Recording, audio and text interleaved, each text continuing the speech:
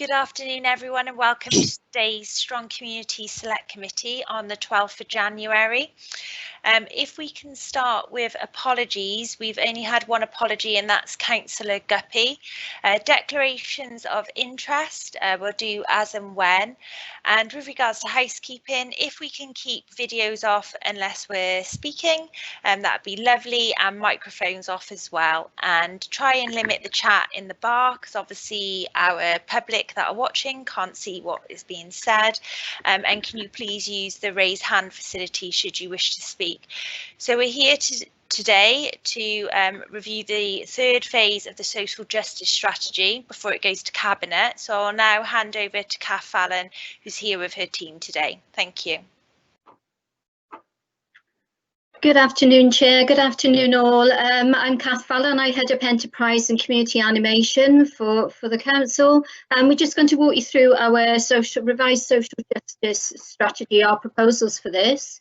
Alongside myself today will be Judith Langdon, who's going to talk to you about the Tackling Poverty and Inequality Action Plan, Desiree Mansfield, who will talk you through the Food Development Action Plan, Ian Bakewell, who will talk to you about the Homeless Transition Action Plan, and then I'll just pick up some next steps for the strategy afterwards, if that's okay. So in terms of the social justice strategy, it's been ongoing now since 2018, so this is our third revision. Our approach remains the same, very much about people, place, prosperity, and putting social justice at the heart of what we do. The strategy sets out a broad programme of work which really tries to turn the vision into reality to make a real difference to the lives of local people by working in partnership. Our commitments are very much around enabling connected and caring communities, so enabling people to support the people to live in the sport, our local people to live independently, delivering on our social justice agenda in terms of better prosperity and reducing inequality, and also enabling better services through supporting volunteers and social action. So very much about working together. Our revised social justice really gives us some policy coherence, really, in terms of some more targeted action plans, which is our approach that we're now going to take. Previously, it's been quite a broad brush approach, and we feel now that we really need to sort of drill down and to actually tackle matters sort of individually but collectively. So individually through the action plans, but coming collectively under the umbrella of the social justice strategy. We're also applying a number of social justice guiding principles to activities in terms of co-production and participation, equality, reducing disadvantage, and also about intergenerational justice, so about aging well, our children and young people, and also our future generations. So in terms of the policy coherence, as I mentioned, we've got some individual targeted action plans now that sit under the umbrella of social justice strategy, and my colleagues will talk you through that a little bit later in more detail. So tackling poverty and inequality, food development action plan, and also the homeless transition plan. Phase 4 of the action plan of the social justice strategy, will also include additional action plans in terms of mental health, well-being, social isolation, and also digital inclusion. We'll also look to a phase 2 of the community support network, which will work even more strongly with our social health and care colleagues. And also integrating this with the equalities plan, and looking also about how we integrate more with our colleague community volunteering framework and how we build our local volunteering sort of networks to make them even stronger. The approach we're taking really is aligned with the PSB's evolving approach, very much that's been as a response of the COVID-19 pandemic. So very much adopting a place-based approach to partnership working, building on those really strong community links that have sort of developed even more throughout this period of time. And with the PSB really leading on a relational place-based approach, looking at some multi-agency support structures that actually look to deal with the challenges but inspire the best outcomes for our communities. Very much about supporting area-based working, which we've been doing for a while, sort of focused around prevention and early intervention. So how do we really triage, sort of our inquiries coming in, so we can identify those residents with complex needs, so we can make sure we get the really right support as early as possible with the PSB also providing governance and directions to steer the place-based teams, so ensuring that we're all working as best as we can together, but also building on the network virtual way of working that we've all become more accustomed to. Really as part of our place-based area teams across the county, but really looking at that hyper-local approach as well. So how do we really get sort of deep into our communities and understand their issues and needs? So as I say, very much about the community at the centre of the approach, with the partnerships sort of and organisations building up around that. Around then the programme board, the Monmouthshire Programme Board, how that links into the regional Public Sector Service Board, and then also how that's all wrapped around the Wellbeing of Future Generations Act and the indicators that we work to. So in terms of our engine room, really, so to speak, as social justice, it's our community and partnership development team that really now we've evolved into our community support network. So we're maintaining that cross-directorate working that's been really key to success really as we've moved forward, and how we've sort of been able to help our citizens directly and quickly as we've gone through sort of these sort of several lockdowns, but also how we've maintained that service delivery base and in terms of that focus around community needs rather than sort of any traditional service delivery restraints we may have sort of had previously, and how we become a lot more targeted based on the evidence that we're gaining, you know, using those statistics to the best advantage to support our community interventions. But really also providing that structure that gives permission and support to enable our officers to really get out there and help our residents. So very much about this supercharged hyper-local, but more importantly about tackling real community issues at a really local level. So if we move now, I'll pass you on to my colleague, to Jude Langdon, who's actually our Tackling Poverty and Inequality Manager, who will talk us through the action plan for tackling poverty. Thank you, Jude. Thank you, Kath, and good afternoon, members. So I know there's been a set of slides circulated that's also on the website, so I'm going to work through those slides, starting, I think it's page 11 on mine, but where the Tackling Poverty and Inequality Plan section starts. I'm conscious that a number of you will have seen iterations of this already, as we've been going through an extensive engagement process to make sure we get this right. But equally I'm aware that some of you will be seeing this for the first time, so apologies for any repetition, but hopefully it's worth taking the time. So can I just come in there just to confirm with members, this was sent out this afternoon from Wendy, and just for those that are watching this, members of the public, it is available on the website. Thank you, Chair. So I'll begin with the overarching aim within the plan. We've worked very closely with a range of partners to try and really bring a sense of coherence to what is a very, very broad portfolio of work, and to try and bring a sense of shared intent and direction around that. So the aim that's described in the plan, the overarching aim, is twofold really. The first part is about working together to promote equitable prosperity in Monmouthshire, and wherever possible to prevent our citizens experiencing poverty. So there's that kind of active promotional preventative piece. And then the second part is that we recognise that despite our efforts, there will be points in people's lives in which they experience financial hardship. And when this does occur, we will come together to provide support to make that experience as brief, as infrequent and as manageable as possible, and to help people emerge from that experience with greater levels of resilience. So I think what we're trying to capture there really is maybe a move away from a kind of a binary view of poverty as something that you're either in or not in, and recognising that actually it's a journey that most people are on, and to try and make that trajectory a positive one. And very much that sense of trying to give that wraparound support, so the experience of poverty is brief rather than the beginning of a period of downward sort of decline, if you like. I'll move on to what we mean by poverty. There's a lot of discussion around how one conceptualises and defines poverty, and it's no surprise that there is no single nationally agreed definition of poverty.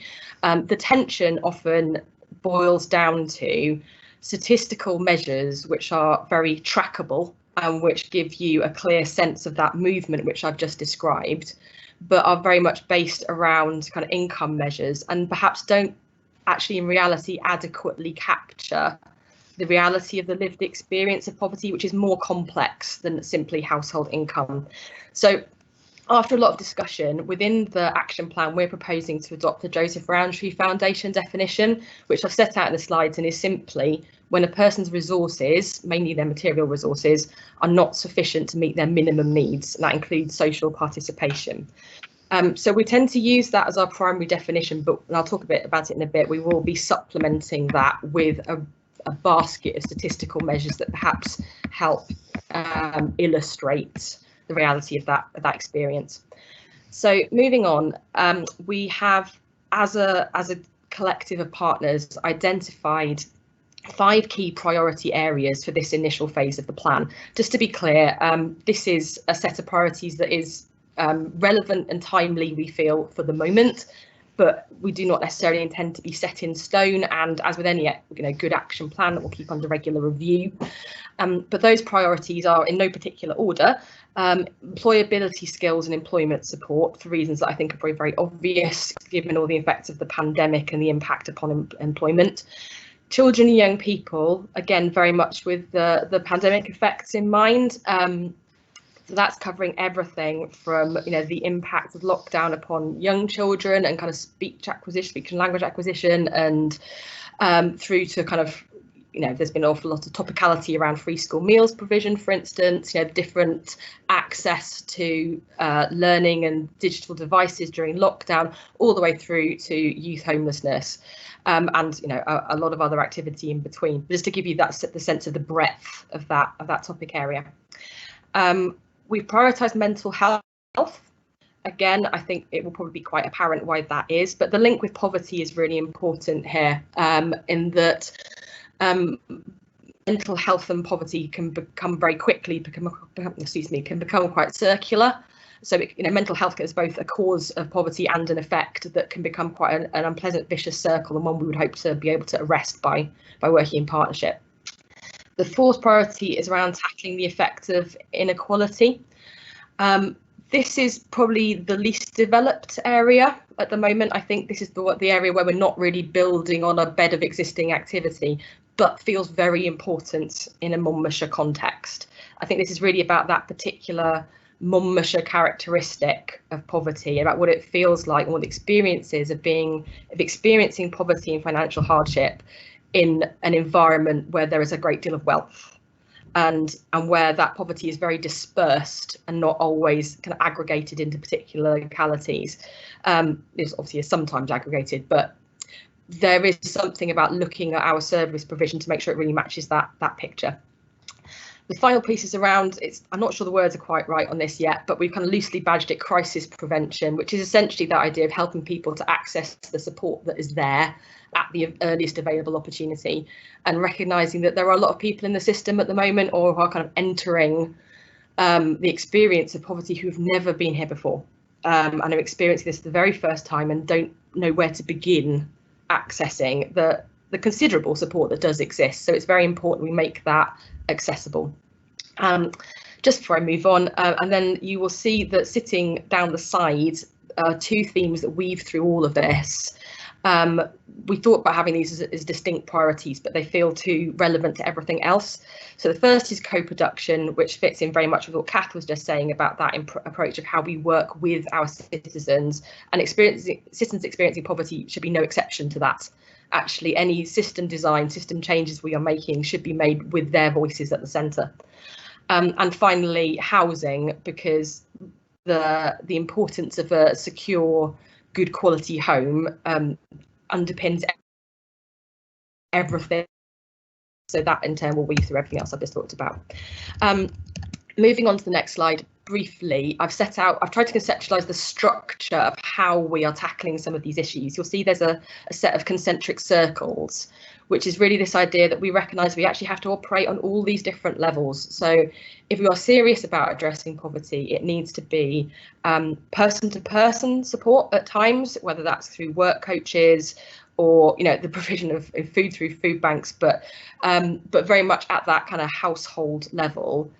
But in turn, that person experiencing poverty lives in a street, in a community, you know, in a neighbourhood, and we need to work at that level as well. So this will be things like our approach to community development around things like our community focused schools programme, community fridges, pretty much anything you can put community at the front of. That's the kind of activity we're looking at around that blue circle, if you like.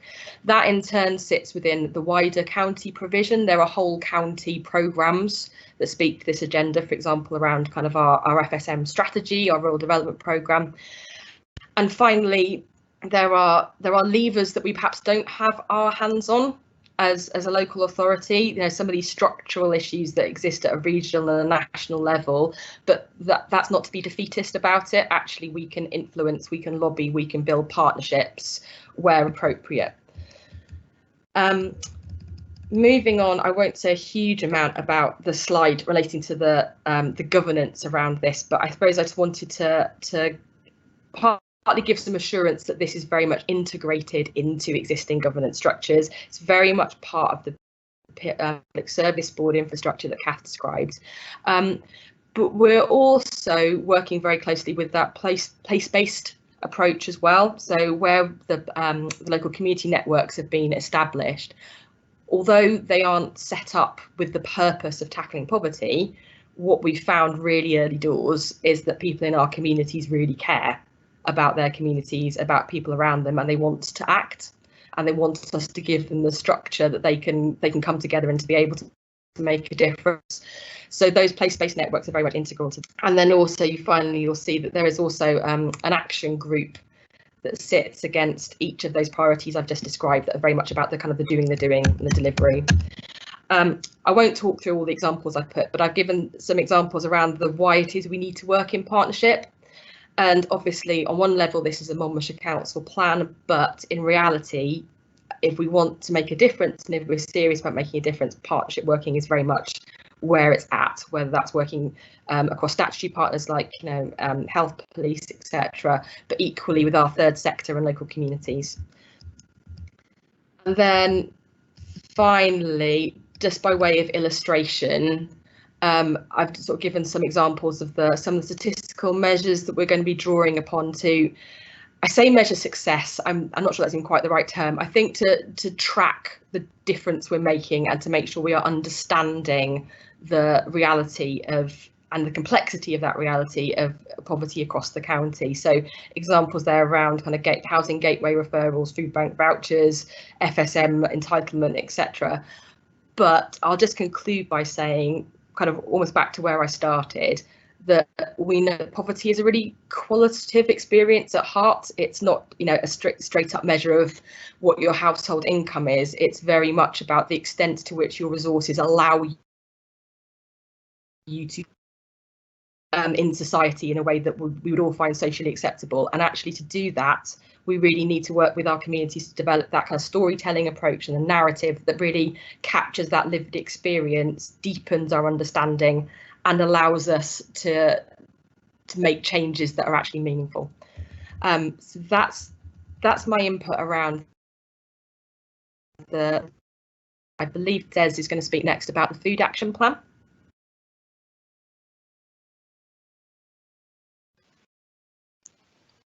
Thank you, Judith.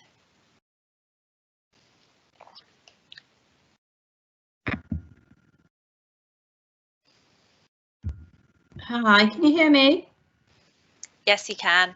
Okay, thank you. So yes, I'm Desiree. Thank you for that, Jude. I'm Desiree Mansfield. I'm the Food Development Officer for Monmouthshire County Council. I work with the RDP and it's directly funded by the RDP. So I just want to talk a little bit about the food action plan, which runs alongside the food poverty agenda, I suppose. But it is distinctively different in many, many ways. And the reason I want to talk about that at the moment is that Monmouthshire, as we know, is predominantly arable grassland with very little horticulture as such.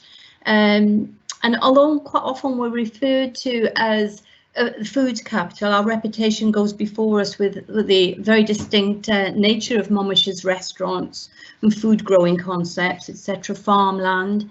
There are issues within that that impact on how we access food, how we deal with growing processes, namely sort of a lack of continuity in volume and quantity, and the connectivity to the supply chain. So I want to talk about that today in slide 2. And if you look at some of the statistics that I've given you there, just a bit of an overview of the type of interesting facts that we are looking at in the Food Resilience Programme. 48% of our food is consumed is imported, and how that impacts on the supply chain, the lack of short supply chains within Monmouthshire, is how we actually look at economic growth and economic development within Monmouthshire. So actually how we support our organisations, our producers, and actually how we go even further in a sort of a strategic coherence for access to land and the food production, which therefore supports the county to help feed itself and beyond the county into Wales as well and into other markets. So in slide 18, what I've tried to show there is basically that one of the opportunities that we have within Monmouthshire is ourselves, Monmouthshire County Council, as a public plate, as an opportunity to help our economic growth with our local businesses. So how we actually purchase and use the produce within Monmouthshire, within our own organisation, but also across the health board, prisons, schools, for example. And one of the issues for that is potentially the current public sector procurement pricing system, the strategies which focus on the value for money rather than social wealth. In effect, what we need to do is to make sure that we've got a demonstrable increase, that actually means that we can access good food, nutritional food within the county. And we also need to address the decarbonisation, the sustainability agenda. It isn't about the cost of food, it's actually about what it costs to the land as well, to Monmouthshire in general. So a reduction in food miles and a greater focus on the sustainable food agenda, rather than just the costs that we offer to our suppliers and growers. So it's a complex issue. There's a disconnect at the moment, and in essence the local supply chain is about stock control, logistics and functions. And what we need to do is to actually look at some of the markets that we target at the moment. Supermarkets, for example, have developed many control systems as part of their business models. We can't engage that directly with our local producers, our local farms, our local suppliers. So change is necessary, and in particular, as I said, in the public sector organisations, where we should be leading by example, perhaps. So going through the slides, I'm not going to talk to the slides directly because we'll run through those. You've already had those.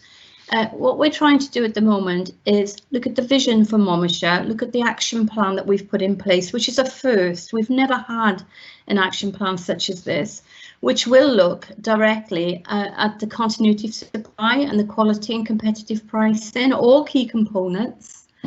And all of that needs to be balanced alongside actual food consumption and actual nutritional content. I've already mentioned and touched on schools, for example, and our purchasing processes there. We also need to be looking at, and we also are looking at, land use and access to land.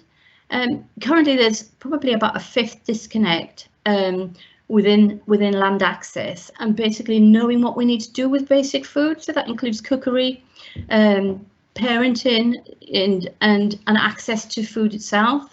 1/5 of the people in Wales are actually worried at the moment, probably because of COVID and Brexit, about getting access to food. And I think I ought to say at this point that there is no shortage of supply. We are well equipped to feed the nations, to actually look at the supermarket controls. But what we need to do from a Monmouthshire perspective is to make sure that that healthy diet is increasingly affordable for our young people. In 2017-2018, 24% of children eligible for free school lunches, for example, didn't actually get one.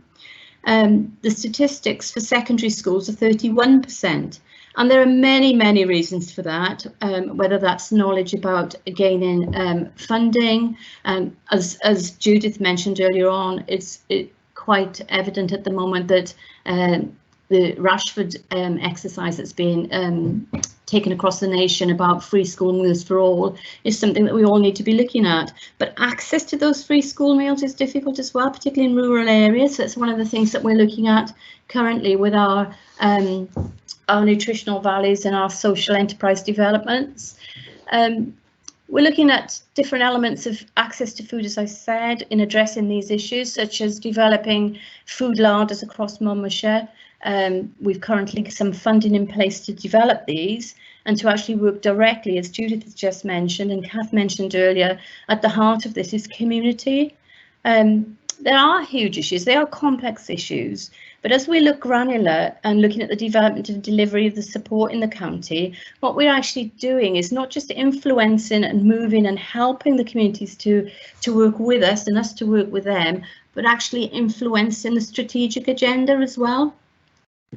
So what we're currently doing within the Food Action Plan is linking that directly to access to land, access to food, education and training and skills, and developing key elements of that work through various funding routes that we can find, bringing in extra resources and looking at our vision, which is a centre of excellence for Monmouthshire and a sustainability and particularly sustainably food network, making us probably one of the first in Wales. There are only 2 at the moment across UK that look at a definitive regional sustainable food network. And that would include landowners, farmers, and all of those purposes and actions are set out in the slides. How we measure that success is difficult. And what we've done is set a series of percentages against actions. So, for example, how many children will be accessing school meals, how many areas of development, how many people we're helping in the community to develop new growing mechanisms, bringing in new food processes, looking at generative farming, generational farming and diversification. So I think in reality, what we've set out in our action plan, as I said, it's a first. It highlights some of the key actions and the reasons we need to do this. It is complex, it is difficult, but what we're doing is breaking it down into that granularity, bringing it down to ward level and community and county level, and actually putting into place some of the actions and some of the processes that we need to take forward that plan. I'm not going to go through the plan because you've seen that, you've seen the slides, you have the slides, but certainly it's a very optimistic way of looking at the future for us in Monmouthshire. It's a first, it's something that's very, very close to my heart.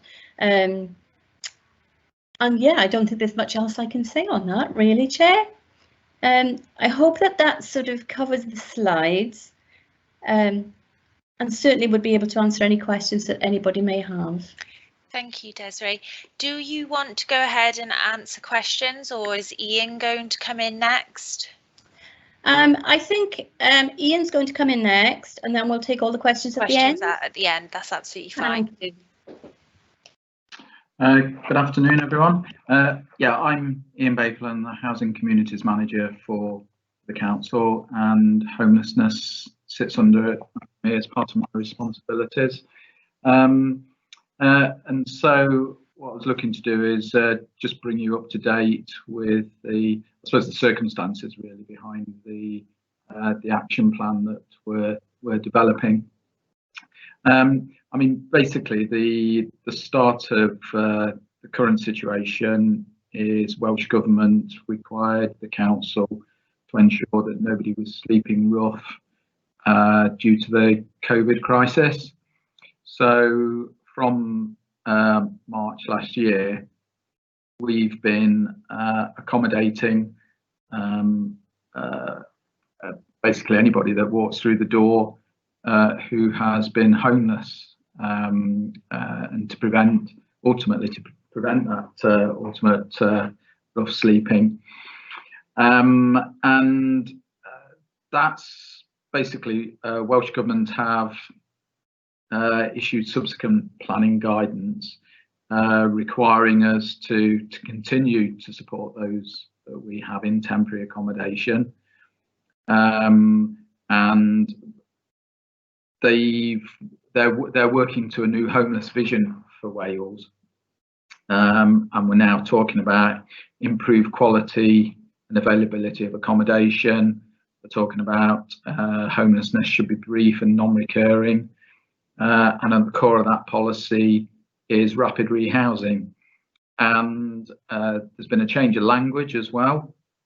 They are now referring to temporary homes as opposed to temporary accommodation.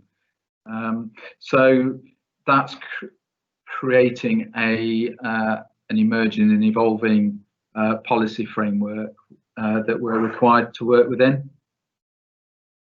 So in terms of our change in position, it's last year since March has been incredibly demanding for the team and for the council, and up until a few days ago we had over 120 people in temporary accommodation, and that's not just, and we've got other people in accommodation on top of that, but that 120 plus are people that we need to move on either to alternative temporary accommodation or move on to permanent. And just give you a bit of a flavour around that, we've got nearly 70 households in B&B. Most of those are single people. We've got a significant number of young people. The last count, we had 27 young people that were in our accommodation, and 16 of those were in B&B. And a particular characteristic of people that we're supporting is high levels of mental health issues, and quite often those mental health issues are accompanied by substance misuse issues. So we've got some quite high need people that we're supporting at present. So what this has highlighted, it's highlighted gaps in provision in Monmouthshire.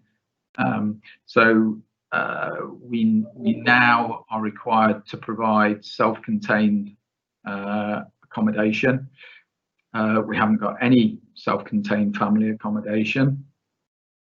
We not emergency, apologies.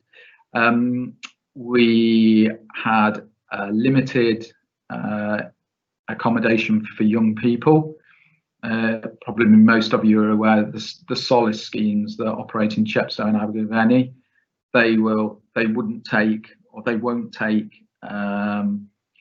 medium and high needs applicants. We've got no specialist multiple needs accommodation, and until very recently we didn't have an accommodation type called Housing First. Again, you might have picked up on this on the news, but Housing First is for people with real chronic health and social care needs, and we've got a small number of people who need this type of accommodation. And simplistically, you know, and on a more general basis, we've got a real shortage of one-bedroom self-contained accommodation, both temporary and permanent. So we're very much relying on shared housing at the moment. And similarly, the situation has highlighted our housing support gaps. We've got a housing support grant programme which is badly in need of recommissioning. Its legacies are from quite a number of years ago, but similar to the accommodation, it's highlighted that we need improved temporary accommodation support. We need better resettlement support. We need that support for those with multiple needs. We need additional support for young people, and there's other support gaps, probably more health related, such as mental health and substance misuse. So again, this has created a number of challenges for the council. There's obviously there's budgetary issues. It's created uncertainty. It's created staffing issues in terms of capacity, and I think that right in the middle of this, it's created the challenge of how we not only manage people with high needs, but how we support them, enable them to make progress, and enable them to move on. So there's a lot of work going on around trying to mitigate against the current situation, whilst also working towards implementing Welsh Government policy now. There's been a lot of work. I mean, we've had to do a lot of work on interim and emergency measures. And I won't go into the detail of those, but you'll recall things such as like using Gilwyn Outdoor Education Centre during the summer. We've also used office space as accommodation, and various other bits and bobs. And probably in quite, albeit the situation at the moment is still highly demanding. We're still talking large numbers, but it does feel calmer, and it does feel that things are beginning to move positively in the right direction. So on the back of that, we are looking at a number of proposals which will be the core of the council's action plan. And I think one thing that we are looking at and revisiting is that whole system for Monmouthshire. How do agencies interface? How do agencies work together? And how do we really max out all of the resources that we have got available? And there are most of it, I'm reasonably confident works well, but there are some areas that do need a bit of attention and are worthy of a review. So that's a key part in terms of collaboration and partnership working. But just to whiz through some of the priorities that we're looking at, as I say, that will feature in the action plan. Homeless prevention will continue to be a priority for Welsh Government, and that is a statutory duty, not just for my team, but for the local authority as a whole. And again, just to give you a flavour of the challenge around homeless prevention, in terms of actually homeless cases coming into the authority, we have 3 members of staff taking homeless applications, and between them they've got about 300 open cases at the moment. And the best will in the world, it's difficult to get through those cases, and of course it's compounded at the moment because of COVID. But nevertheless, we will continue to look at all aspects of the system and how we can strengthen homelessness. So some of the other headlines in terms of accommodation and support, working on a Housing First project. As I say, that's for people with chronic health and social care needs. and we've got a small number of people that we're working on that. Pobble are working, supporting the council in that regard, and we've accommodated a couple of people already through that scheme. That's an adult scheme, and we have started talking about whether there's any options for a housing first for young people as well. So that's something that we will be looking at in due course.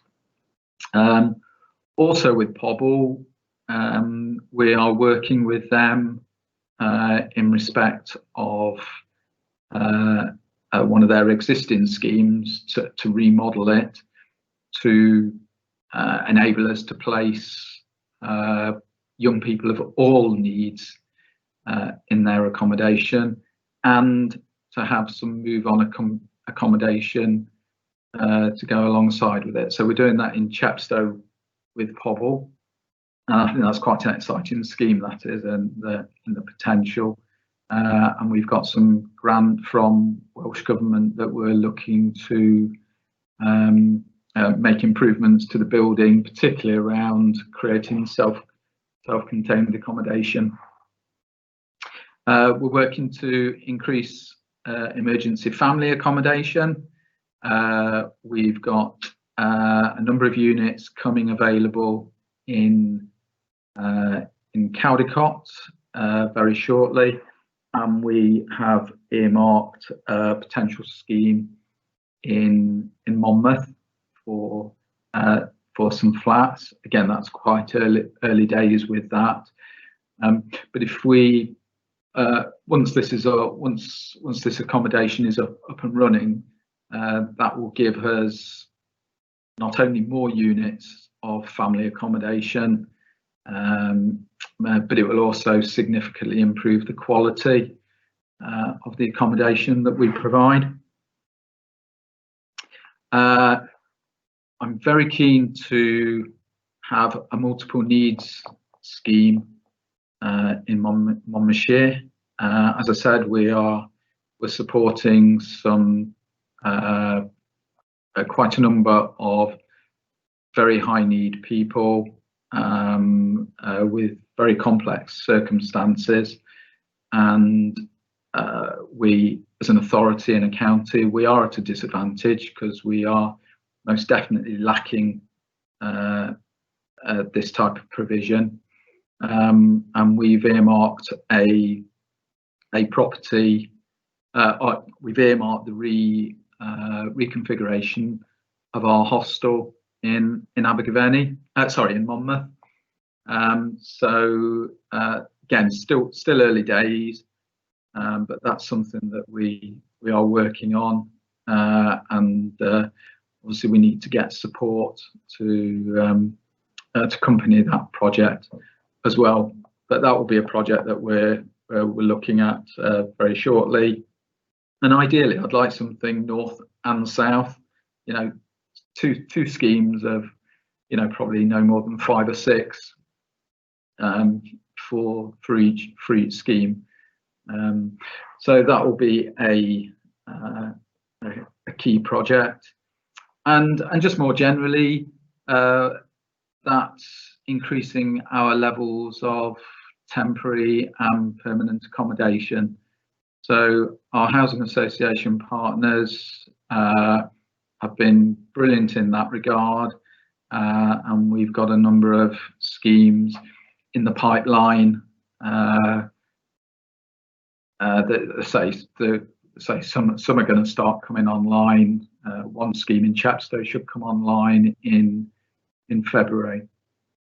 So I think over the next year or so, we will see additional temporary accommodation, but we're also talking now about ring fencing permanent accommodation for homeless purposes to guarantee that we've got that move on accommodation from temporary.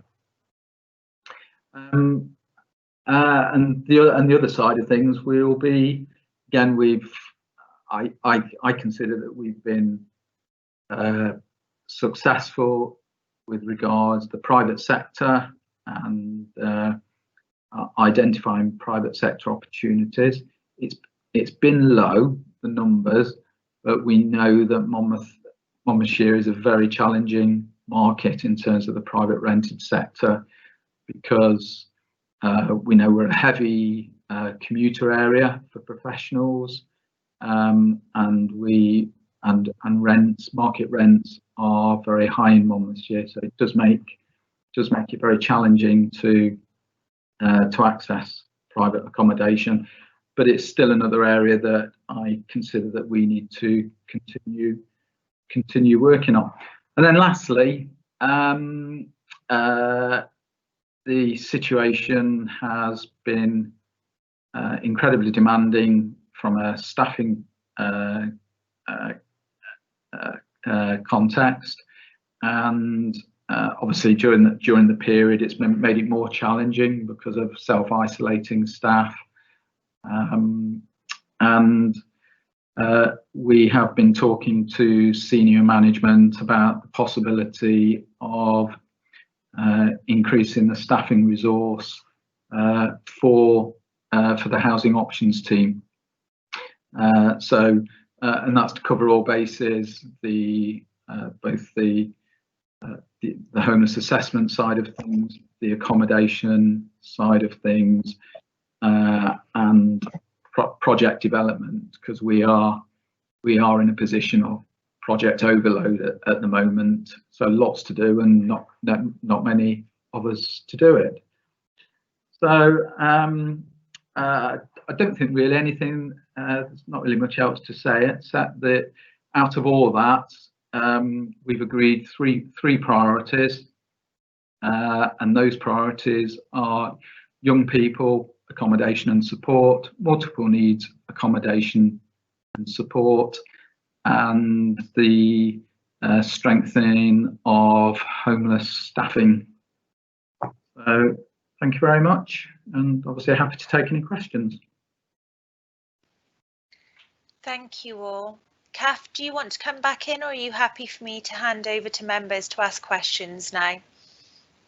Thank you, Chair. It was just really to sort of say next steps. So we'll be continuing consultation with our PSB partners to implement the place-based working structures. And thank you ever so much to colleagues, really, for giving us an overview of their action plans. We'd welcome any comments and suggestions. Obviously, we will need to, which will then inform a revised sort of social justice strategy, which we hope to take to Cabinet for consideration on the 3rd of March. So yeah, so that's where we are at the minute. Thank you. So I really appreciate it. Thank you for the opportunity. Thank you, Catherine. I don't think anyone can disagree that your team have been working incredibly hard last year. So Councillor Tony Eason, I'll let him go first. Thank you, Chair. Thank you, Lisa. The four of you put this report forward, or your reports forward, and it fits into what I saw in audit last week, where we presented with the annual audit summary for 2020 for Monmouthshire, showing the Welsh index of multiple deprivation and the lowest super output areas, where Monmouthshire stands out a mile by being so light. You don't got so many dark spots. There are a couple in Abergavenny in my area. It doesn't seem to indicate what I see on the ground in terms of deprivation. Deprivation isn't just lack of housing, it's deprivation of food, opportunities to work, ease of access to get to work.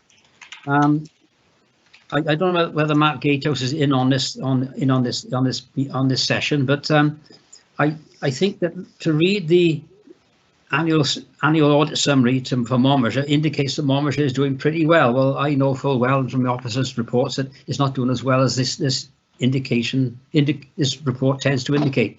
So how do we, as an authority, can we make known where our deprivation, which is there, which doesn't seem to stick out like a sore thumb in the Ronza? For example, if in school, I think is on an increase in free school meals, and Dewsall School is about 27%. Okay, they're nowhere near 40%, which you find in the west of Newport.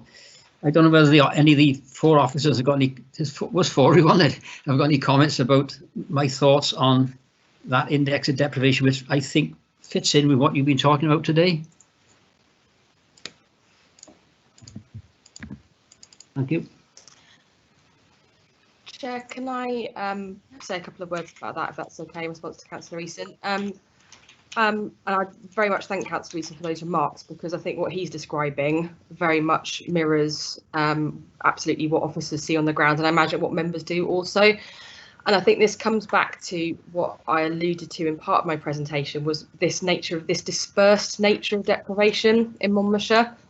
We are doing some work now with some more detailed data sets that go below lower super output area level down to postcode level, and look at household income on a postcode level. And that, when you map that, as in physically map that, it provides a very interesting picture, because what it shows is this sort of pepper potting of certainly low income, which isn't necessarily quite the same thing as deprivation, but it's pretty close. You see that pepper potted right across the county, but the trouble is, because it's so dispersed, just the way that Councillor Eason's just described, it has the effect of kind of not moving the dial, because it's not sufficiently concentrated. The concentrations aren't great enough. But nevertheless, if you are experiencing low income, poverty and all the associated effects of that, the experience of that is every bit as real if you are living in Devorden as if you're living in Treorchy, but it's difficult to show that picture. So I mentioned that there are action groups associated with each of those priorities that I discussed as part of the Tackling Poverty plan, and the Inequality group would be one that I think an early task for that is about creating and building a more sophisticated and, should we say, more compelling data piece that looks at actually, if, let's just say hypothetically, if you were to aggregate all those little pepper potted dots of low income and say they were all in one ward, what would that look like? You know, and actually, how does that then compare to other areas, to start giving a different sense of the quantum around this, along with, and I mentioned also this idea of quantitative research and putting the voices of people experiencing deprivation at the centre of this. There are some areas that have developed kind of a variety of commissions, and they take different forms, but about bringing the voices and the lived experience to the fore of people experiencing deprivation within a relatively affluent county. And I think so that's going to be quite an early and quite an important project, I think, which is basically to hopefully shine a light on what Councillor Eason has just described. And I think that might then help us also with an evidence base for some of the actions we've already discussed. I know members have discussed at full council, for example, around lobbying for an inequality grant, for example, with Welsh Government. So that's the direction I'd hope we would be taking this in. And actually, as I said, very much recognise Councillor Eason's comments. Can I just make a further comment, Lisa, on top of that? Course. And the fact that where we are in Monmouthshire, we are now in a position where housing inflation is becoming what I can see a problem for people to have habitable homes that they can rent. In my ward, for example, Ian is quite fully aware of my ward. Social housing, ex-social housing, which was bought up in the 60s, has been sold back to private developers. There's one property in my ward, and I think Lisa knows the person who's actually moved out of there. They want £1,100 a month now to rent a 3-bedroom semi-detached property, and that's the problem we got. We're creating a deprived or deprivated, whatever you want to put it, like community who can't really afford to live in the area they actually want to live in as well. Thank you. I understand Ian Bakewell wants to come in. Yeah, it's just really to add to what Jude said. I mean, what's picking up on Councillor Eason's point about that deprivation, I think the change in homeless circumstance has really been I'm going to say game changer. I don't know if that's the right word, but it's certainly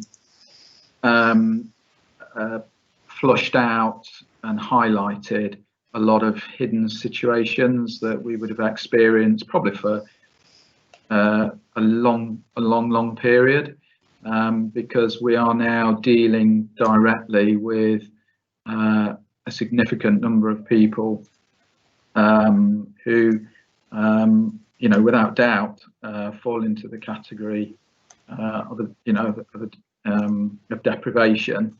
and I say quite a significant number of the people that we're dealing with they've got nothing behind them at all. So I think taking the positives out of that, that does actually give us a significant cohort of people that we are able to, are tangible, that we can work with, and you know, we can target much needed resources towards this group of people. And Councillor Easton's completely right about the accommodation issues, but you know, the team is facing it all of the time. We're trying to secure people private rented accommodation and cannot because of the level of rent. Thank you, Ian. Tony, did you want to come back in, or are you happy? Desiree wants to come in now. No, I think, well, I'm not happy, but I think I've said what I want to say. Thank you. Okay, Desiree, did you want to come in? Yes, thank you, Chair. Just to add to what my colleagues have just said as well, whilst I'm looking at food and food procurement in particular, we have a system of funded system by Welsh Government of data analysis. And now it's a fledgling project at the moment. We're just building the platform, but the platform will add not just the mapping of the producers and the mapping of the businesses, but down to ward level, we can add data, and providing we get that data, we can overlay the poverty, the food poverty access scenarios. So I'd be happy to talk to Councillor Easton after this, if you'd like, just to find out a little bit more about the depth of that question and to see if we can overlay it. Obviously, with the right data, what it will do, it will show us, as I said, down to ward level, where the issues are, what the problem areas are, and how we may respond to that. Yeah, stay on afterwards, I'll talk to you. Thanks, Councillor. Councillor Dimitri Batrini, do you want to come in next? Thank you, Chair. I have a couple of questions, if I may, Chair. One is, and I missed it during the presentations, is there a social justice budget? Is there some money behind this? I know we've got the 2 members of staff, which is brilliant, but is there a bespoke budget pinned to the team that they can use at their discretion? I know budgets are tight, so I don't need to be told that, but is there any plan to develop a budget for the social justice team to innovate their own projects rather than just coordinate, which has done a great job coordinating, because I think it was very disparate programs all over the place doing good things, but probably in silos. First question. Second question is, I noticed in the slides it says tackling the effects of inequality, and the word effects suggests we're doing it post the event, and I wonder, was that a deliberate thing, or are we focusing on the effects of inequality rather than the causes, say? And the next question is on structure. I appreciate the structure is very difficult with the different groups, but I'm just wondering the purpose of the Social Justice Advisory Group. We have all those groups, remits, action groups with their remits, then we have the Cabinet, and we have this committee scrutinising as well. I'm just wondering, what is the benefit of the Social Justice Advisory Group as another layer, and what is their?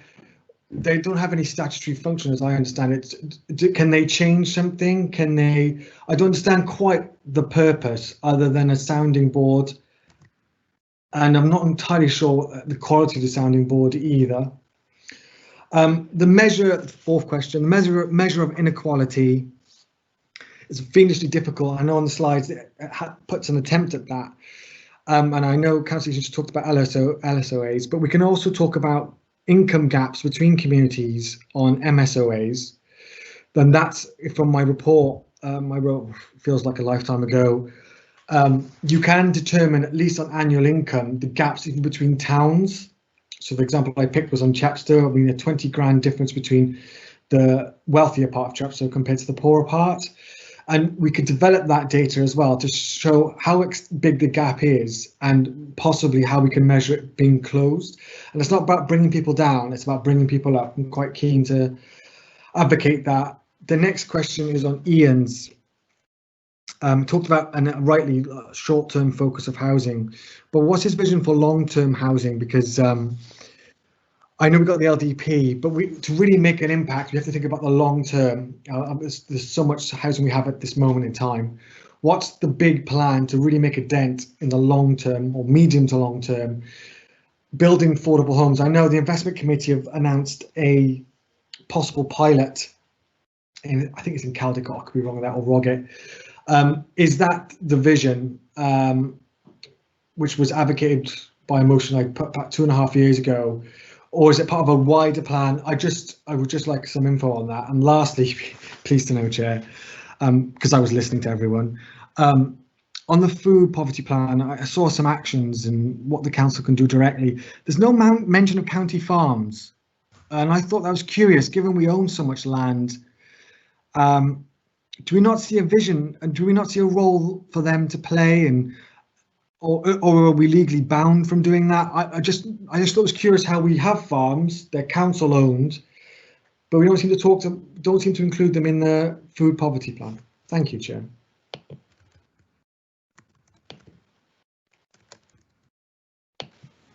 Thank you, Dimitri. You might have to repeat one or two of those questions. So the first one, is there a social justice budget available to the team? And is there any plan to produce a budget? Hi, Chair. I can pick that one up if you like. There is no specific heading for social justice budget. However, we do work really well across directorates. We have the community support team actually have their own budget, so Judith sits within that team. Similarly, we have access to various other budgets. For example, the work that Desiree is doing, a lot of it is funded through Rural Development Programme Welsh and Welsh Government. In terms of the work that Ian is doing, we are able to pick that up with the housing support grant and also with homeless prevention, etc. So we're working very closely together to map where the funding sits and to make sure that we bring it all together. So while it may not have a specific heading and a budget line, it does actually come together quite well. So in terms of the point around innovation, we can actually pick up a lot of our new projects through various funding streams that come through, particularly, for example, the data project that Desiree just mentioned was a funding opportunity through Welsh Government. So we do pick those up regularly. I'll hand over to colleagues now, and we're all going to sort of intersperse and give you different sort of responses depending on the area, if that's okay. Okay. And just to confirm that Councillor Sarah Jones will pick up the question regarding the Social Justice Advisory Group, if that's okay. Thank you.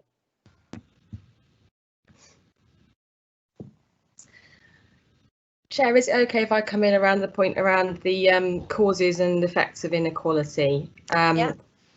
So again, I'm really grateful to Councillor Trini for picking that up. And the whole plan, it continues to be a work in progress. Obviously, it's not yet set in stone, and these are actually precisely the kind of issues we're trying to tease out as part of the consultation process. That priority actually has already been through a couple of different iterations, and we possibly haven't got the wording quite right yet. I think the point around the causes and the effects around inequality, I suppose, is twofold really. One is that actually sometimes it becomes quite difficult to distinguish between causes and effects, because I've used the word circular quite a lot today, but actually I think this is an area where, you know, what can become a vicious circle. So I know if you were to highlight, for example, you know, educational attainment as an effect of you know, lower educational attainment as an effect of, you know, low income and poverty, which then in turn goes on to become a cause of low income amongst certain families because actually they don't have the qualifications and so on. There are numerous examples you could pick on where actually it becomes quite hard to pick out what is a cause and what is an effect. Having said that, the second point and the reason for the wording around tackling the effects of inequality was, I suppose, trying to bring in a note of realism and about looking at what is achievable. Back to that point around actually what we as an authority have our hands on by way of the levers that can actually make a difference and can influence. So what we can do at ground level is make a significant impact upon those effects, the way that equality plays out in people's lives, and to try and address some of those issues. So for example, again, I'll use the schools-based one again. So the community-focused schools programme looks at the differential access to social capital that exists amongst children in our families and tries to address that by bringing in some of those, you know, particularly well-connected families, individuals, parents, etc., in a way that actually everyone has access to them. So that's the thing we can do. You know, when you get into the bigger structural effects of inequality, I really don't want to be defeatist about it, and it's the last thing I'd want to do. But at the same time, there is something about saying, okay, what can we do? What exists at a local level that we can tackle and we can address? So that's the rationale, I suppose, for erring towards the tackling the effects approach. But that isn't to say that we don't have any interest in those deep-rooted causes either, because actually they very quickly become one and the same thing.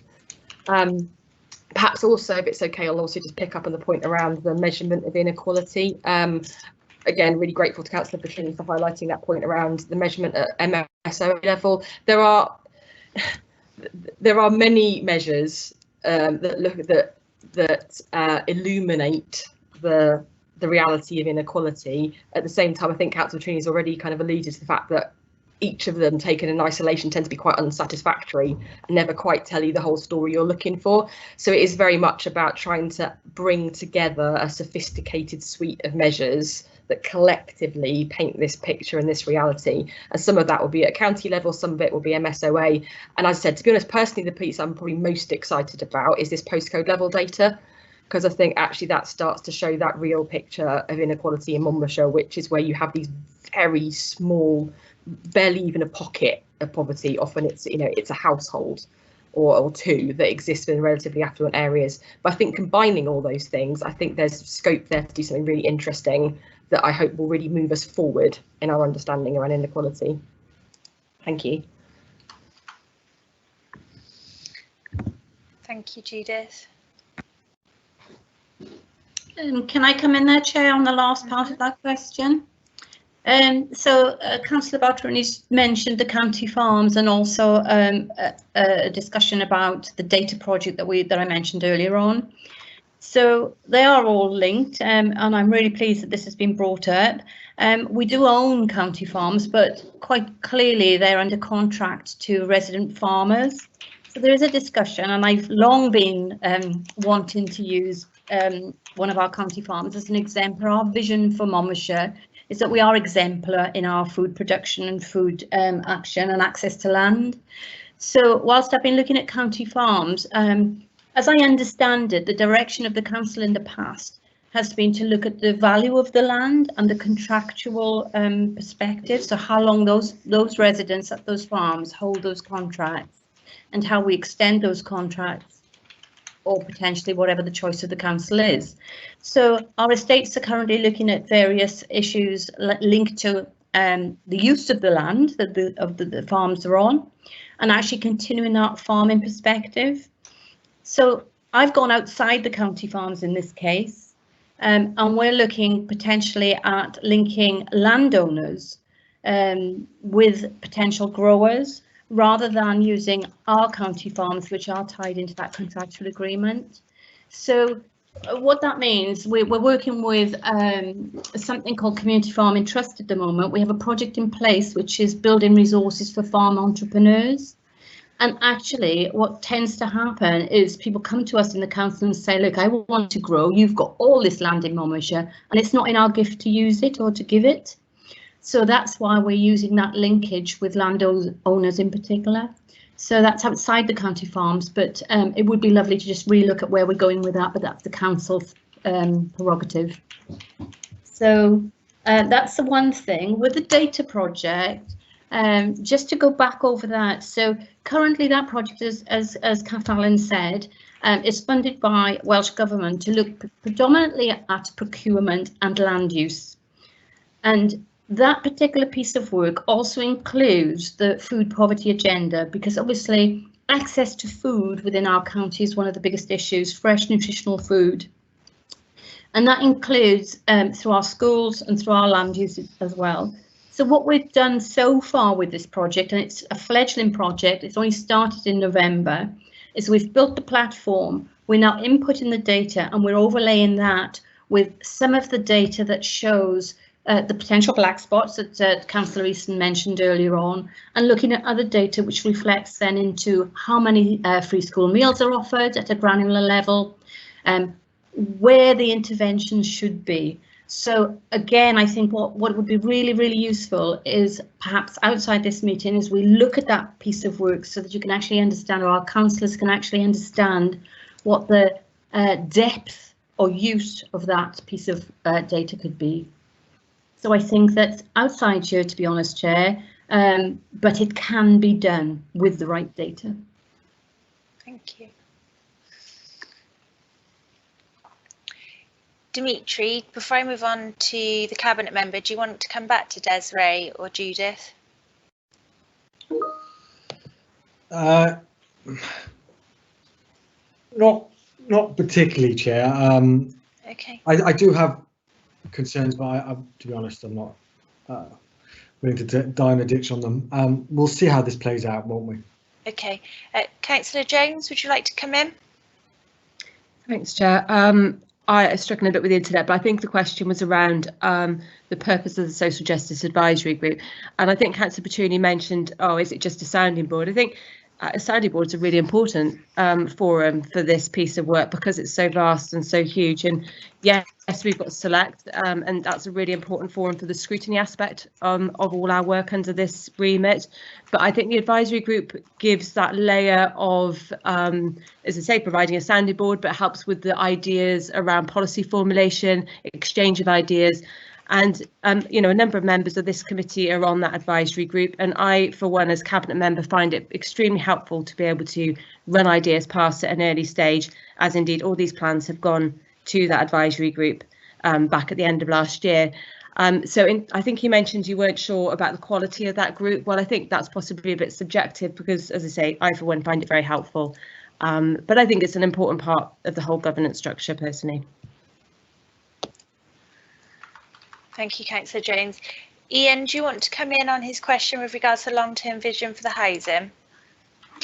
Yes, no problem. I share Councillor Petruni's frustration with regards to the ongoing shortfall of accommodation. It's something that we've experienced for a number of years, and no doubt will continue to do so. My personal view. I think we'd like a lot of things in Monmouthshire. I'm not convinced there will be one magic bullet, and I think really it's incumbent on us to be looking at all opportunities, however small. And I think I don't think there's really anything overly new in terms of individual bullets, if you like. Albeit the council's intentions around building are, I think, are really exciting, and I do hope that will be. I do think that will be or hope that will be make a dent in the situation. But I think really, again, I think in terms of our role, in terms of as an authority. Obviously, they're not my decisions, but obviously the role of the authority is very important in terms of land, for example, because that's a continual challenge for Monmouthshire, and making available land that supports viable development, and the council has a potential role within that, which obviously. I share Councillor Petruni's aspirations in that regard. I do think there will be. I am expecting an injection of assistance, and that assistance has started from Welsh Government in terms of homelessness through different programmes. Again, it may well only be short term, which again is frustrating. But it's, I say, it's just that continued effort on all the various different strands. One other area that I would love to do more with, again, in terms of particularly around affordable housing, again, is that potential partnerships with health, and whether there is scope to do bring more to the table from that side of things. So I don't know whether I've answered Councillor Petruni's question, but that's my view in it around keep plugging away at all those different opportunities. Thank you, Ian. Dimitri, would you like to come back in?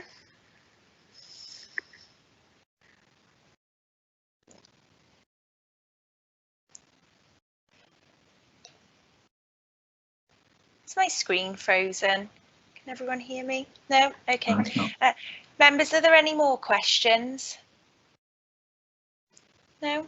Okay, so Councillor Eason asked some questions with regards to knowing where the deprivation is across the county, and has concerns about our location causing housing inflation. Councillor Petruni raised the following. Is there a social justice budget? The tackling the cause and effect of inequality, asked about why that language was chosen.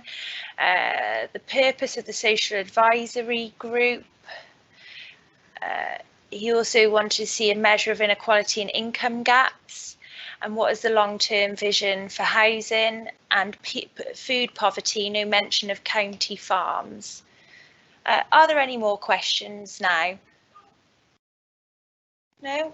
Okay, well, thank you, officers and members, for attending today. I don't think we have a forward work plan to go through today, do we, Hazel?